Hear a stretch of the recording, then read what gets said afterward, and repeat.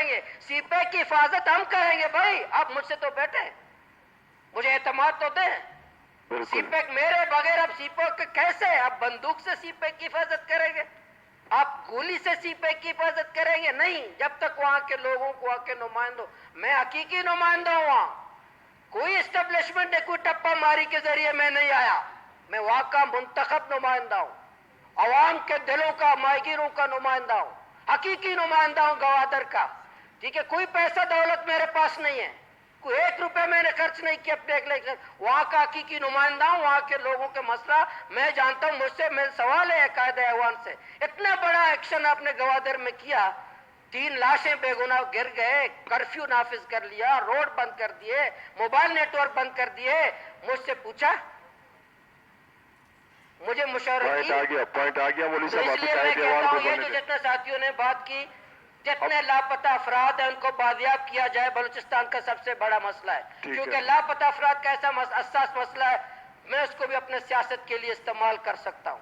لوگوں نے ماضی میں استعمال کیا قائد ایوان صاحب, فنڈ لے کر کے, لوگ فنڈ کے لیے بھی, پی ایس ڈی پی کے لیے بھی, اپنے سیاست کے لیے بھی لاپتہ افراد کے مسئلے کو استعمال کرتے ہیں, اپنے قد اونچا کرنے کے لیے بھی لاپتہ افراد کے مسئلے کو استعمال کرتے ہیں.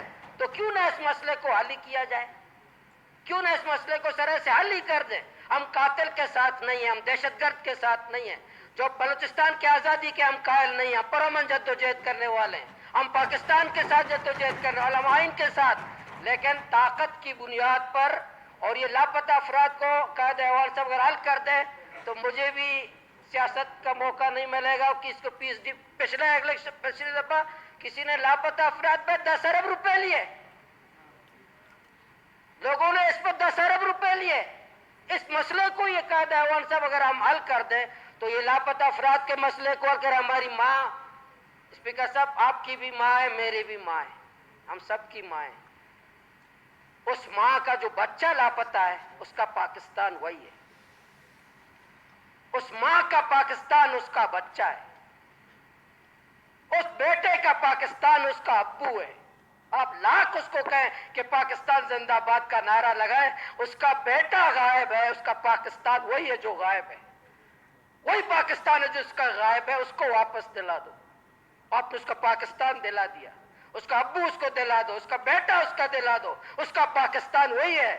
اس کی ماں, اس کی بہن جو روڈوں پر عید کے دن ہم تڑپتے اپنے گھروں میں اپنی ماں کے ساتھ. جناب اسپیکر صاحب قائد ایوان سے بھی, سب سے بھی, کہ ہم اس لاپتہ افراد کے مسئلے کو حل کر دیں, کمیٹی بنا دیں, خصوصی کمیٹی بنا دیں, جتنے ابھی افراد گرفتار ہوئے چند دنوں میں سب کو رہا کر دیں, گوادر کا ماحول بہتر کر دیں. انشاءاللہ گوادر میں ہم, مجھے یقین ہے گوادر کے لوگ پرامن ہیں, ترقی چاہتے ہیں, گوادر کے ماہی ترقی چاہتے ہیں, گوادر کے لوگ پرامن ہیں.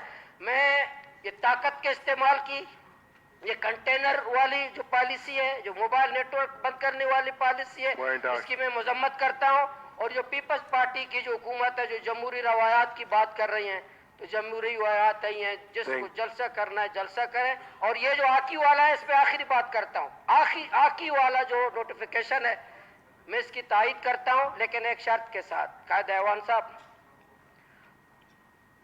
اس نوٹیفیکیشن کے نیچے یہ تحریر ہونا چاہیے تھا کہ جس کو احتجاج کرنا ہے آکی گراؤنڈ میں احتجاج کرے, لیکن اگر 3 دن تک حکومت نہیں آئی تو آپ جہاں چاہیں احتجاج کریں.